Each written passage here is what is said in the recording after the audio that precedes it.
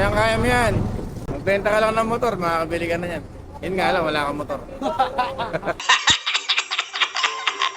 May makikita ka naman dyan, mga mura din, mga second hand. Pero pag bago, syempre mahal yan. Mga second hand makakuha ko. Hindi ko pala pwede ito pabayaan, ano?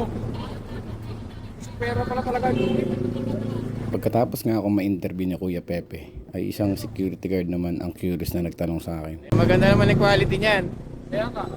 Ay, yung binabayaran talaga eh. Masisiyahan ka talaga dyan. Kasi kita lahat yan, umiikot yan eh. Oo, kita ka nga niya kahit saan ka. Hindi mo basta mabili, umiikot siya. Hindi naman talaga umiikot yan. Kala nyo lang yun. Ay, hindi yung umiikot ha. Hindi yan umiikot, kala mo lang umiikot. Hindi nga ni. Ay, ibig sabihin, ano, sakop lang talaga lahat. Steady lang yan, nakikita, nakatutok yan sa lahat ng angulo. Sa likod, Kita lahat yan, sa likod pa, kita pa rin. kita pa rin. Meron ka, ay, meron pala. Talagang sinilip niya oh. Kaya pala kita sa likod din. Ibig sabihin, kaya pala, tingin ko sa mga nakakita ko, parang umiikot. Parang umiikot. Oo. Iniikot lang nila yan sa cellphone. Ngayon, alam nyo na.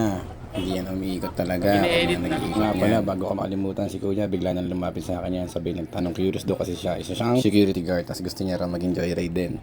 Kayang-kaya mo yan. O diba, binibuild up ko pa siya. Magbenta ka lang ng motor, makakabili ka na yan. What? Yun nga lang, wala kang motor. Yun nga lang, may problema siya. At least, nakuha mo naman ang gusto mo. Kahit na ba? Oo nga naman. Diba? Ang problema mo naman ngayon, yung motor. At least, nasolve mo na yung problema mong isa, nagkaroon ka ng camera. Dali lang yan, kaya mo yan. Tapos ito pa mga papi, binigyan ko siya ng isang tip na malupit para makaipon siya ng 31,000. Mamalimos ka lang sa 31,000 na tao na tag-piso eh. 31,000 ka na eh. Sipin mo sa araw-araw, bibigyan kang tag-piso ng tao dyan. Piso-piso lang lahat oh. Yung tao dumadaan dito.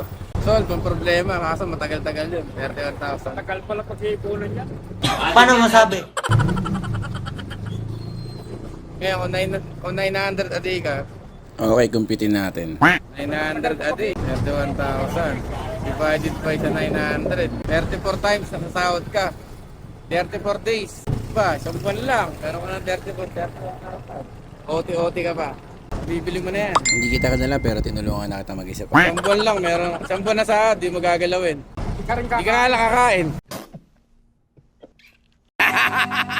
Hindi ka lang kakain. At least may camera ka, ayun ang mahalaga. Yun ang goal mo, magkaroon ng camera eh. Basta sinabi ko na sa yung technique ha, ikaw na lang bahala kung gagawin mo yun. Tiis ka lang sa kangkong. Gago! Kangkong at libre sabaw. At least may camera ka. Yun ang mahalaga. Shoutout pa rin kay Kuya Pepe Motovlog. Nakikinig siya sa kwentuhan namin. Basta isang buwan kang kakain ng kangkong sa libreng sabaw lang para magkaroon ka ng camera.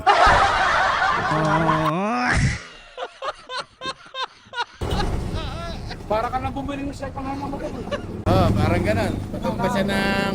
Kaya ko rin niya mabili, kaso nga lang, hindi ka nakakain. Swerte na yun tayo. Hindi ka nakakain. Oo.